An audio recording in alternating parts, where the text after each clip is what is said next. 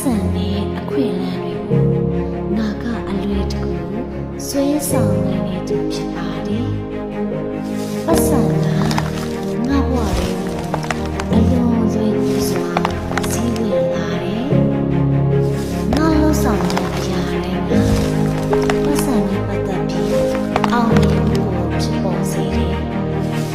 ငါကပတ်စံစီးပွားရေးအောင်မြင်မှုအခွင့်အလမ်းများအတွက်ဆွဲဆောင်နိုင်တဲ့သူဖြစ်တယ်။ငါရဲ့စိတ်ပိုင်းဆိုင်ရာစွမ်းအားတွေ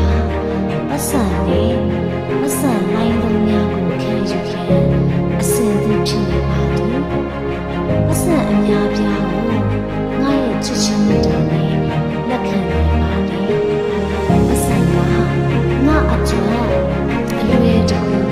စီးဝင်လာနေပါသည်။ငါဘဝကပတ်စံနဲ့အောင်မြင်မှုကြီးပွားချမ်းသာမှုအပြည့်ဖြစ်နေပါတယ်။ငါစိတ်ငါစကားငါအပြုအမူအားလုံးကပတ်စံနဲ့ငွေလိုင်းလုံးများကိုဆွဲဆောင်နေပါတယ်